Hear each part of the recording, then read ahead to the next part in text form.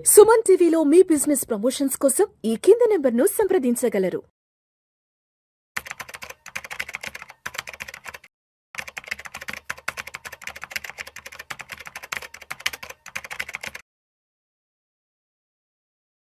నమస్తే, welcome to Vishnu talks.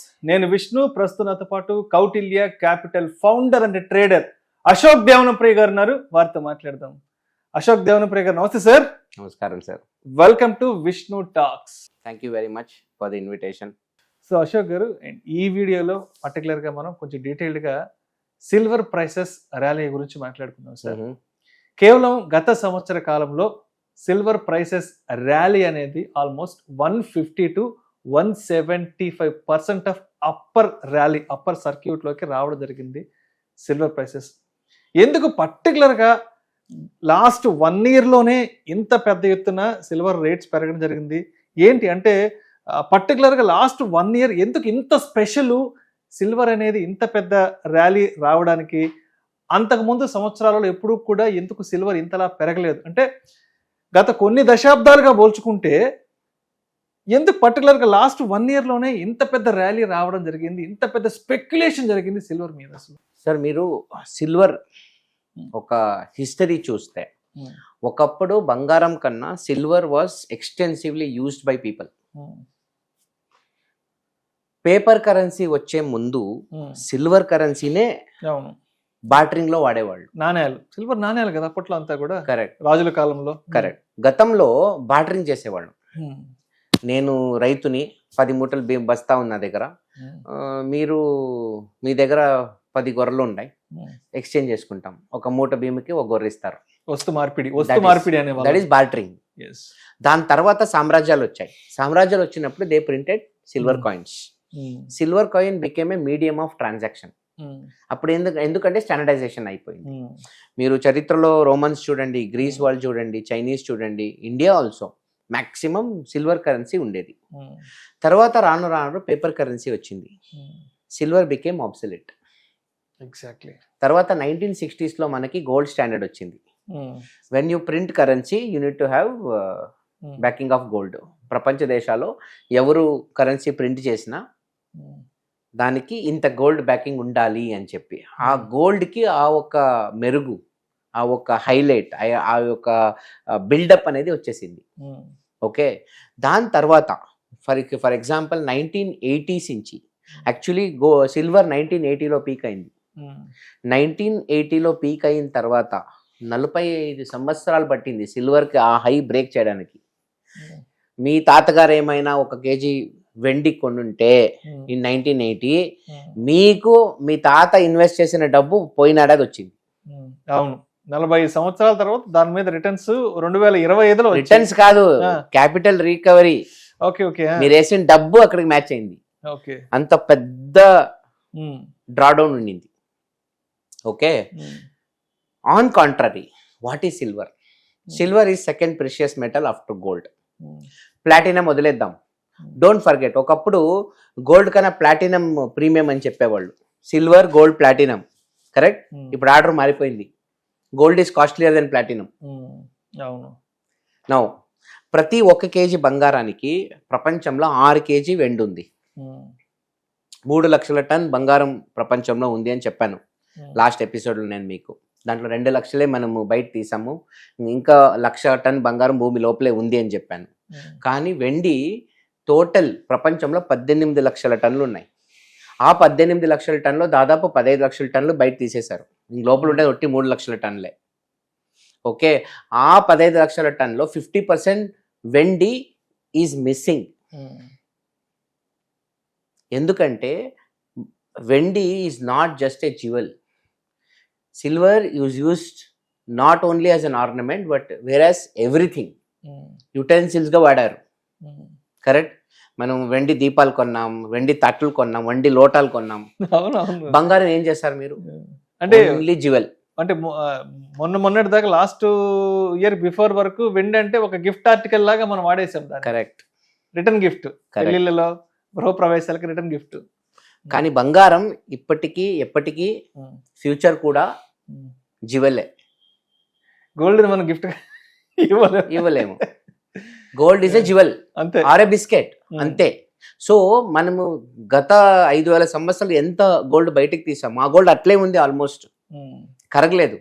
కానీ వెండి ఏమైందంటే ఇప్పుడు ఇండస్ట్రియల్ యూస్ వచ్చేసింది. 55% of silver consumption today is because of industries, EVs, battery, solar, మీరు చెప్పినట్టు అన్ని వేరియస్ మోడర్న్ ఎంగేజింగ్ టెక్నాలజీస్ మొత్తం సిల్వర్ ని వాడుతున్నాయి. 5G 6G నెట్వర్క్లకు సంబంధించి. కానీ ఆ ఒక కన్జంప్షన్ ఉంది కదా, ఇండస్ట్రియల్ కన్జంప్షన్ ఆఫ్ సిల్వర్, ఒక్కసారి కన్జ్యూమ్ అయితే మళ్ళీ రీసైక్లింగ్ లేదు అక్కడ. అంటే సిల్వర్ అనేది ఎలా అయిపోయిందంటే మొన్నటి వరకు కిచెన్ లోనో లేదంటే పూజ గదిలో ఉన్న సిల్వర్ ఇవాళ ఇండస్ట్రీస్ లోకి వెళ్ళిపోయింది, ఇండస్ట్రియల్ యూసేజ్కి వెళ్ళిపోయింది. కరెక్ట్. ఇంట్లో నుంచి ఇండస్ట్రీకి వెళ్ళిపోయింది. సో అంటే మనము భూమిలోంచి ఎన్ని సిల్వర్ తీసామో దానికి సగం సిల్వర్ ఆల్రెడీ లేదు ఇప్పుడు. నన్ను అడిగితే ఒక maybe 6 lakh tons of silver is gone. అర్థమైంది కదా మీకు. సో ఇంకో 10 ఏళ్ళ తర్వాత మళ్ళీ ఉండే సిల్వర్ ఉంది కదా, అది కూడా తగ్గుతుంది. Silver will become a scarce material. ఎందుకంటే సప్లై ఫిక్సెడ్, డిమాండ్ అప్.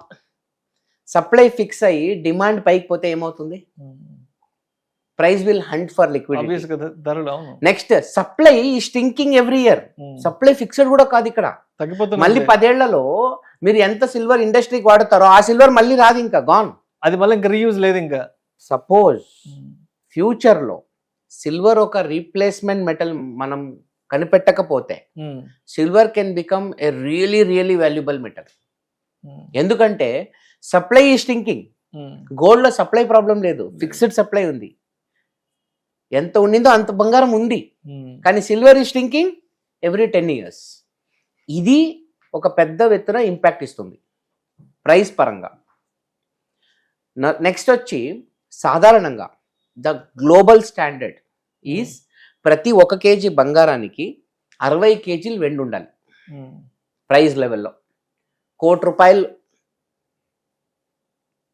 మీరు పెట్టి 1 kg బంగారం కొంటే ఫర్ ఎగ్జాంపుల్, అదే ₹1,00,00,000కి మీకు 60 kg వెండి కావాలి. ఇది కాన్సెప్ట్. కొన్నిసార్లు ఆ నంబర్ తేడా అవుతుంది. ఇప్పుడే ఆ ఈక్విలిబ్రియం వచ్చింది. ఓకే, ఇప్పుడు ఇక్కడ కరెంట్ లెవెల్ నుంచి సిల్వర్ ర్యాలీ ఎక్కడ పోతుందని ఎవ్వడు చెప్పలేడు. ఎందుకంటే మేము ఆల్రెడీ డిస్కస్ చేసుకున్నాం, 45 years సిల్వర్ ఏమీ చేయలే. నువ్వు టక్కని ఇప్పుడు 1 yearలో 150% పైన ర్యాలీ వచ్చేసింది. వచ్చి మళ్ళీ 35% పడింది. ఆ పీక్ కొట్టి మళ్ళీ 35-40% డ్రాప్ వచ్చింది సిల్వర్లో. అంటే సిల్వర్ మీద ఓవర్ స్పెక్యులేషన్ మంది చేస్తున్నారు. ఇలాంటి పరిస్థితుల్లో రీటైల్ ట్రేడర్స్ ఎంట్రీ అవ్వకూడదు. When the volatility is very high, traders should not, retail people should not enter in to that asset. Bit coin behaviour చూపిస్తూ ఉందండి సిల్వర్ ఇప్పుడు. ఇలాంటి పరిస్థితులు ఎవరు లోపల పైన ప్యానిక్ అవుతారు, టెన్షన్ అవుతారు, స్ట్రెస్ అవుతారు. సడన్గా 30% పైకి వెళ్తుంది, మళ్ళీ 30% కింద వస్తే టెన్షన్ అయిపోతుంది, లాక్ అయిపోయే సన్నివేశాలు కూడా ఉన్నాయి. అందువల్ల లాంగ్ టర్మ్గా ఆలోచిస్తే silver future is bright and abundant. Why? 2 reasons.